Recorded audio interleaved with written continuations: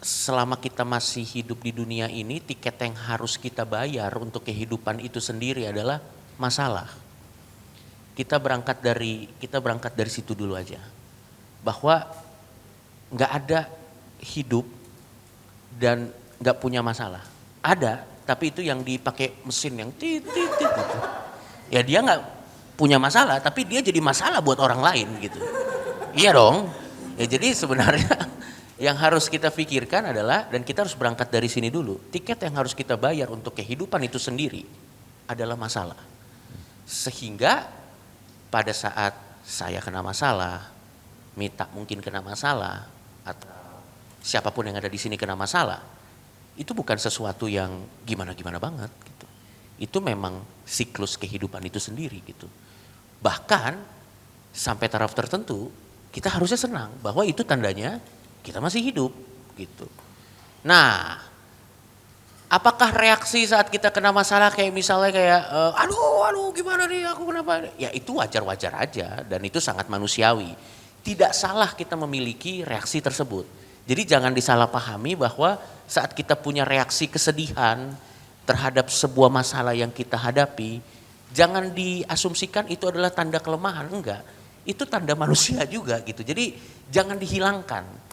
Nggak apa-apa grieving sampai taraf tertentu, bahkan gue bukan ahli mental, tapi sepemahaman yang gue pahami, grieving sewajarnya itu dianjurkan gitu.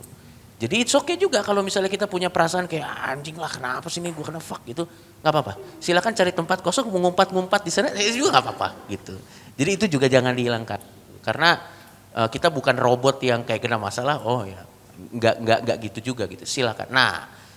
Cuman berangkat dari pemahaman tersebut menurut gua gimana cara melatihnya adalah jadi saat kita kena masalah, kita grieving sampai taraf tertentu, kita paham bahwa ini adalah tiket dari kehidupan itu sendiri.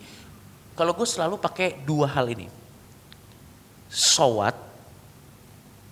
Dan setelah itu what now? Kalau gue sih gitu doang. Jadi misalnya gue kena nih, buset masalah gue banyak banget men. Misalnya dari mulai eksternal dan internal, entah itu masalah karena kebodohan gue sendiri atau memang masalah yang terjadi ya karena memang ya udah ada aja gitu. Misalnya gue kena masalah nih, ya udah cara gue untuk berdamai adalah gue mengumpat dulu, baru abis itu gue kayak oke, so what gitu. Ya udah, so what. Habis itu what now? Baru kita address gitu. Kalau misalnya belum kepikiran solusinya saat itu, nggak apa-apa. Karena ada masalah-masalah tertentu yang memang tidak bisa langsung diadres, perlu waktu untuk menyelesaikannya gitu. Jadi kalau buat gua ya cara trainnya adalah kita harus berangkat dari sebuah pemahaman bahwa hidup dan masalah itu berbanding lurus. Nah, cilakanya adalah banyak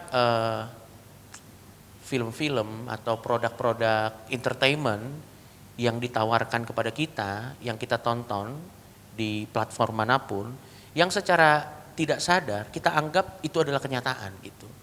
Seolah-olah hidup itu akan selalu happy terus, romantis terus, apa terus. Apakah ada seperti itu? Tidak ada dong gitu. Makanya itu kan namanya entertainment untuk menghibur gitu. Karena most likely di kehidupan nyata atau bahkan orang paling sempurna yang kita pahami. Siapa orang yang mungkin kita semua punya ya, orang yang mungkin di pikiran kita adalah orang yang hidupnya paling mendekati ideal gitu. Tapi coba deh, luangkan waktu sehari 2 hari sama dia. Jangan-jangan dia yang paling banyak pengen bunuh diri, kita nggak tahu loh. Dan biasanya begitu.